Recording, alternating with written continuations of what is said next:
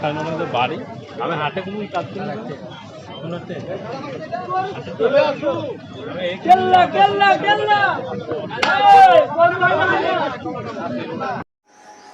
মুর্শিদাবাদের বেলডাঙ্গা দীর্ঘদিনের ব্রিটিশ আমলের 1897 সালের ঐতিহ্যবাহী পশু হাটে এবার গবাদি পশু ক্রয় বিক্রয়ে দেখা দিয়েছে বড়সড় প্রভাব। সোশ্যাল মিডিয়ায় বিভিন্ন ধরনের আতঙ্ক ও গুজব ছড়িয়ে পড়ার জেরে গরুর হাটে ক্রেতা বিক্রেতাদের উপস্থিতি অনেকটাই কমে গিয়েছে, ফলে গরু কেনা বেচা কার্যত নাজেহাল অবস্থায় পৌঁছেছে বলে অভিযোগ ব্যবসায়ীদের। হাটে আসা ব্যবসায়ীদের একাংশের দাবি প্রশাসনিক নজরদারি ও সোশ্যাল মিডিয়ায় ছড়ানো নানান বার্তার কারণেই অনেকেই এখন গরু কেনা বেচায় আগ্রহ হারাচ্ছেন, যার সরাসরি প্রভাব পড়েছে ঐতিহ্যবাহী এই পশু হাটে। ও তবে অন্যদিকে ছাগলের হাটে ছিল সম্পূর্ণ ভিন্ন চিত্র। সকাল থেকে ছাগল কেনাবেচাকে কেন্দ্র করে উপচে পড়া ভিড় লক্ষ্য করা যায়। ব্যবসায়ীদের বক্তব্য, সামনে বিভিন্ন উৎসব থাকায় ছাগলের চাহিদা বাড়ছে এবং সেই কারণে হাটে ভিড়ও বেশি হচ্ছে। স্থানীয়দের মতে গরুর হাটের এই পরিস্থিতি দীর্ঘদিন চলতে থাকলে বহু ক্ষুদ্র ব্যবসায়ী আর্থিকভাবে সমস্যার মুখে পড়তে পারেন। ওই যে দেখলাম গরুর হাটে খাকা করছে, কি বলবেন? খুবই প্যাথেটিক বিষয়। ব্যাপারটা হচ্ছে নতুন সরকার আসলো এবং যে রুলস চালু হলো এবং তাতে চারিদিকের যে পরিস্থিতি, সেই পরিস্থিতির জন্য গরুর যে ব্যাপারী তারা কিন্তু আতঙ্কগ্রস্ত। যদিও বেলডাঙ্গা থানার আইসি, বিডিও সাহেব সহ প্রত্যেকেই অফিসাররা আমাদেরকে অ্যাসুরেন্স দিয়েছে যে আমরা আছি আপনাদের পাশে, কিন্তু মানুষ যে আতঙ্কে আছে সে আতঙ্কের জন্য আজ গরুর হাট পুরো ফাঁকা করছে।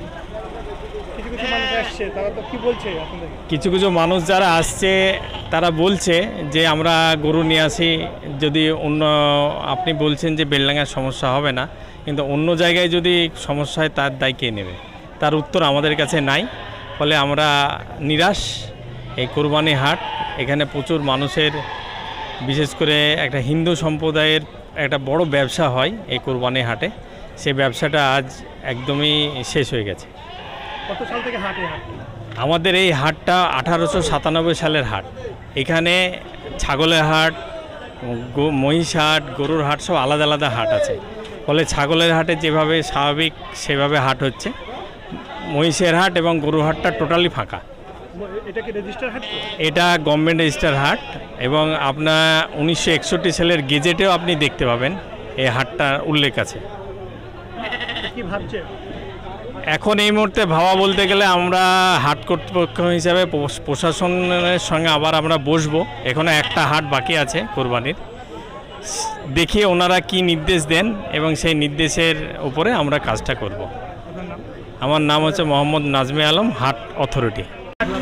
ফাঁকা ফাঁকা, মানে যেখানে মঙ্গলবার হাট মানে একদম মানে মানুষের লোকারণ্য, গরু পশুর লোকারণ্য থাকে, সেখানে হাট কি বলবেন? আজকে আমাদের হাট আজকেকার হাট নয়, 1897 সালের হাট। এই হাট রেজিস্টার হাট, গরু হাটে রেজিস্টার হাট পশু। এখানটায় আপনার গরু হাট হয়, এখানটায় আপনার ছাগলের হাট হয়, মোষের হাট হয়, অন্যান্য কাপড়ের হাটও হয়। আজকে সোশ্যাল মিডিয়ায় যেগুলো দেখছে লোকজন, তার জন্য আসতে পারছে না, আতঙ্কিত আছে মানুষ, তার জন্য হাটে আসতে পারছে না। গরু আসেনি, মানে লোকালগুলো এসেছে এখানটায় হাটে, কিন্তু বাইরেকার যে হাট হয় সেটা বাইরেকার সব কোনো হাটের কোনো লোক আসেনি আজকে পশু নিয়ে। আমার নাম তাহাসানুল হক, বাড়ি বেলডাঙ্গা পড়ুয়া। হতে পারেনি এই অবস্থা, গরু পুলিশের ভয়ে একটা আতঙ্ক, মানুষ কী করে সব সোশ্যাল মিডিয়ায় ভয়, তাই তো? ভয়ে, সোশ্যাল মিডিয়ার ভয় যে আবার কিছু হয়ে যায়। একটা গরিব মানুষের 50,000 টাকা একটা গরু, সেটা যদি কেউ নিয়ে নেয় বা ব্যবসায়ীরা যদি বেচতে না দেয়, তাহলে কী হবে? ওই ভয়ে সে গরু নিয়ে আসেনি। আবার হাট মালিকও বলছে কোনো স্টেপ নেব না। হাট মালিক বলছে আমাদের কোনো দায়িত্ব নাই, তোমরা তোমাদের রিক্সের কারবার করো। বেলডাঙ্গার হাট তো ঐতিহ্য হাট, তাই তো? কিছু করার নাই তো, এখন এই অবস্থাতে কী করবে? আমজাদ হোসেন।